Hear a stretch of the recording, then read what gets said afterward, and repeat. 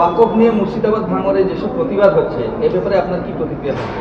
খুবই দুঃখের ব্যাপার ভাই, এখনো বুঝতে পারছি না এই যে বাঙালি ফ্যামিলিগুলোকে এইভাবে অত্যাচার করা হলো, কেন করা হলো এখনো বুঝতে পারছি না। কেননা এই যে ওয়াকফ বিলের সাথে এদের কী নেওয়া দেওয়ার আছে? এখন তারা রাস্তায় মানে ত্রাণ শিবিরে খিচুড়ি খাচ্ছে, যেটা খুবই দুঃখের।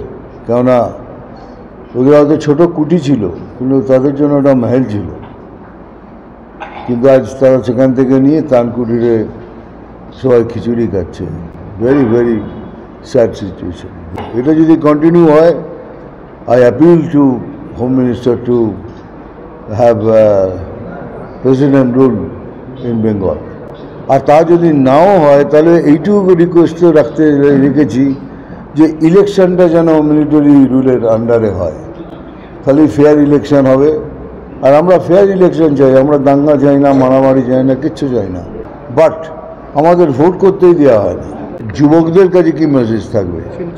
যা দেখছেন তার থেকে শিক্ষা নিন, সমগ্র ভারতবর্ষে যা হচ্ছে তার থেকে শিক্ষা নিন।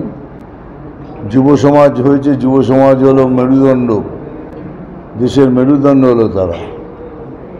তারা যেন শক্ত থাকে, রিলের হাড্ডি যেন শক্ত থাকে। পশ্চিমবঙ্গের বিশেষ করে মমতা ব্যানার্জি কোনো ধরনের সহযোগিতা পায় না, জঙ্গি দমনে মমতা ব্যানার্জির ভূমিকা কি উনি সহযোগিতা পান না? পান না।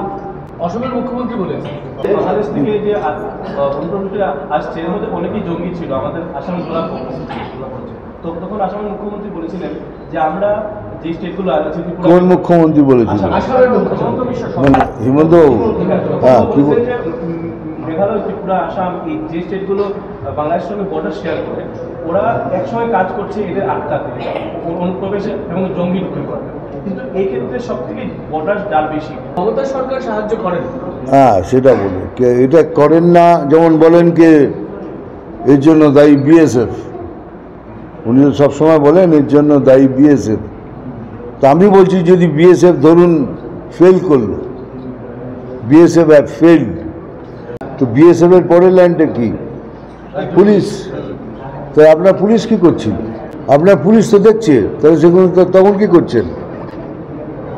আপনি দোষ দিচ্ছেন বিএসএফকে, ধরে নিলাম কি বিএসএফ ফেল করেছে, কিন্তু আপনার পুলিশ তো রয়েছে, তো পুলিশ কেন অ্যাকশন নেয়? মানে আমার ওটা ভুল হয়েছিল, দ্যাট ওয়াজ মাই মিস্টেক।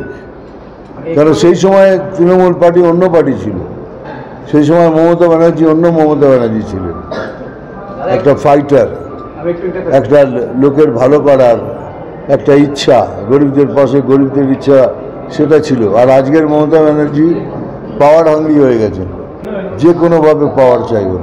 আপনি এই দুই রাজ্যের শাসন ব্যবস্থার মধ্যে কি দেখতে পাচ্ছেন পশ্চিমবঙ্গে? এবং একটা স্ট্রং চিফ মিনিস্টার, যার পিছের হাড্ডিটা খুব শক্ত। এবার বললেন যে আসামের মুখ্যমন্ত্রীর মেরুদণ্ড খুব স্ট্রং রয়েছে, তো সেই ক্ষেত্রে বঙ্গের মুখ্যমন্ত্রী কি অবস্থান রয়েছে? দুজনের ডিফারেন্সটা আপনি কি দেখতে পাচ্ছেন? তো বললাম তো, এত স্ট্রং, আর ওখানে দেখে নিন কি হচ্ছে। একটা অ্যাপিসমেন্ট পলিটিক্স চলছে। অ্যাপিসমেন্ট পলিটিক্স ঠিক আছে, সবাই করে, কোনো নাভাবে কিছুভাবে করে। এত বেশি হয়ে গেছে যার ফলে it is going out of hand.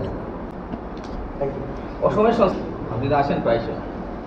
দেখুন, আমাদের সংস্কৃতি খুব স্ট্রং। ভারতবর্ষের সমস্ত জায়গায়, সমস্ত রাজ্যে, নিজের নিজের রাজ্যে তাদের সংস্কৃতি খুব স্ট্রং।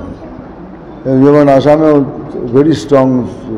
আমাদের বেসটাই হলো সংস্কৃতির উপরে, সেখানে আসামও বিরাটভাবে অবদান আছে আসামের।